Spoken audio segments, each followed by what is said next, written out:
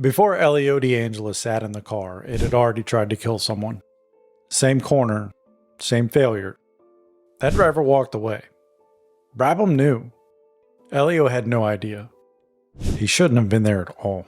On May 14th, 1986, a Wednesday morning in the south of France, there was no broadcast crew, just a private test and the kind of quiet that only exists when no one is watching. At the Verrières curves, approaching 300 kilometers per hour, the rear wing end plate detached. The car went airborne, cleared the barrier, landed upside down, and caught fire. Elio survived the impact. He had a broken collarbone and light burns on his back. That was the damage from the crash itself. There were no marshals at that corner. Alan Jones ran toward the burning car, and so did Alain Prost and Nigel Mansell, three former and future world champions sprinting toward the fire. They got close enough to feel it before the heat drove them back. Without fire equipment, none of them could get any closer. One marshal eventually arrived, wearing shorts and a t-shirt. The fire truck came, but when they tried to use the hose, it blew off. The three men who finally turned the car over were not marshals. They were mechanics from the pit lane who happened to be trackside. Robin Day from Brabham, John Barnard, who was Ferrari's chief designer, and Tyler Alexander from Beatrice Racing. Together they got the car to tipping point and pushed it down. Barnard said later, "Once we got the car to tipping point, it went down with a bang, which wouldn't have done poor Elio's neck much good."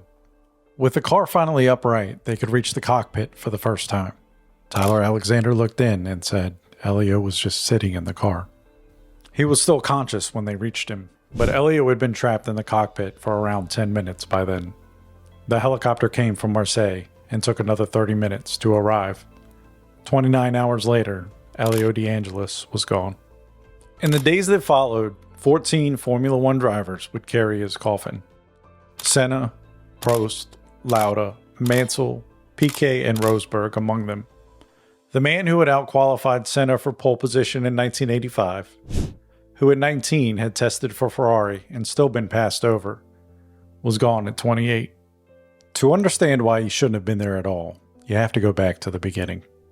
Rome, 1958. Elio's father, Giulio, had won multiple world championships in powerboat racing before walking away to build a real estate empire. He had 4 children, and he had told 3 of them that they could never race. Elio was the 4th. He had the looks of a young Marlon Brando, spoke 4 languages, and could cook. But the thing people in the paddock remembered was the piano. Not as a hobby or a party trick, but at a conservatory level. And when the 1982 Kyalami driver strike brought Formula One to a standstill, with a paddock full of lawyers and arguments and men with a great deal to lose, Elio de Angelis found a hotel piano and played Chopin and Mozart for anyone who would listen. By 18, he was European karting champion, and by 19, he had won Italian Formula 3, fast enough to land on Enzo Ferrari's shortlist to replace Niki Lauda. He tested the car at Fiorano, and the tests were good enough to make the shortlist real. Then Ferrari chose Gilles Villeneuve instead. Elio de Angelis walked away from Maranello. He would later say, "I have to admit, there cannot be many 19-year-old drivers who have quit Ferrari." The road he took instead led to Shadow, then to Lotus, and to the team where everything would eventually unravel. His first Formula One drive came at Shadow in 1979. His father lent him the entry fee, $25,000 a race for the first 8 rounds. It was a debt Elio carried into that first season. On the eve of his very first Formula One race in Buenos Aires, he told a journalist, "You can buy your way into F1, but once your ass is in that metal monocoque, the only person who can help you is yourself." He was 20 years old and he meant it. At the end of that season, Colin Chapman organized the test at Paul Ricard to find a new driver for Lotus with 5 candidates: Elio de Angelis, Nigel Mansell, Eddie Cheever, Jan Lammers, and Stephen South. Elio was quickest. However, Chapman still wanted a British driver and only changed his mind when sponsor David Thiem, who had just signed a big money deal with Lotus, saw de Angelis and liked what he saw. Lotus signed him for 1980, and the first thing he did was repay his father every cent of that Shadow entry fee. Then he started cooking for 12 mechanics at the factory, a habit he kept the entire time he was there. Peter Wright, Lotus's chief engineer, said later, "Of all the drivers I worked with, he was probably the one I liked the most." In August 1982, At Austria's Österreich-Ring, Elio de Angelis won by 0.05 of a second over Keke Rosberg, and on the pit wall, Colin Chapman tore off his cap and threw it into the air. It was the last time he ever did it. 4 months later, Chapman was dead. Elio de Angelis was the last driver Colin Chapman ever celebrated. He spent the following 2 seasons grinding through on consistency. He finished third in the 1984 championship with 34 points, the only driver in the top 5 that year without a race win. In 1985, with Ayrton Senna now alongside him at Lotus, he won at San Marino, took pole at the Canadian Grand Prix, the one race all season where Elio outqualified Senna, and was leading the World Championship after Monaco. On paper, it was the best year of his career, but the championship table told you nothing about what was actually happening inside the team. 2 days after Monaco, on the very day that he led the World Championship, Lotus organized the test at Paul Ricard, the same circuit that would end this story. He arrived as the championship leader and was given 3 laps. In his own words, "Imagine, on the day I was leading the World Championship, I was left to trundle around like some new kid on the team."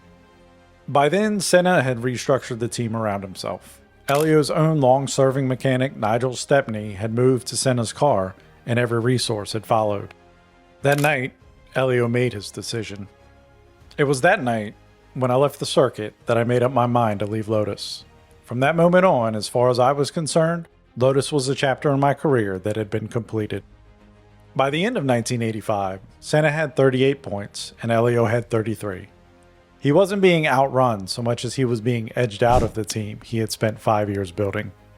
When Elio left Brabham at the end of 1985, he was stepping into the seat that Nelson Piquet had vacated and taking on a car that Gordon Murray believed would win the championship.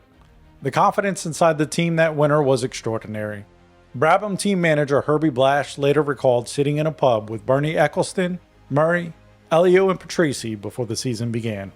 "We were going to toss a coin as to who was going to win the first race. We were that confident. We were just going to walk it with this one." The first 4 races of 1986 produced 1 championship point between Elio and Patrese, and at Monaco on May 11th, Elio qualified dead last. 3 days after that, he made the fateful drive south to Paul Ricard. That test had been scheduled for Riccardo Patrese, but Elio volunteered to take it. That one swap is what put him in the cockpit on the morning of May 14th. What nobody had told Elio only came to light after his death, when the people who had been at the circuit began to speak. Among them was Gordon Murray, the man who built the BT-55. Murray had already designed Nelson Piquet's championship-winning Brabham in 1983. He would later design the McLaren MP44, the car Senna and Prost drove to win 15 of 16 races in 1988. Years after Elio's death, he spoke about what Brabham had known before that day. Murray said, "The same happened to Elio as once to Francois Hinault. At 300 kilometers per hour, one must not touch the curbs in that S corner. Hinault had a similar accident at the same place for that reason, but he got away with it. He called the outcome pretty needless. That's the terrible thing." Murray was not the only one who could not let it go. John Bernard, one of the 3 men who had turned that car over in the south of France, said years later, "There is nothing I can add except that it was the worst scene I have ever witnessed. I've tried to block it out. These days people get annoyed because the helicopter hasn't arrived for testing. They need to see what happened that day. Then they wouldn't get annoyed." Keke Rosberg, the man Elio had beaten by 0.05 seconds at Austria on the day that Colin Chapman threw his cap in the air for the last time, retired from Formula One at the end of 1986 and never raced in the championship again. It took 8 more years and the deaths of Roland Ratzenberger and Ayrton Senna at Imola 1994 before the lessons from Paul Ricard became permanent. 3 drivers paid for them with their lives. Elio de Angelis was the first. He was 28 years old. He shouldn't have been there at all. I'm already deep into next week's story. It involves a name every F1 fan knows. Subscribe and have notifications on. It goes up next week.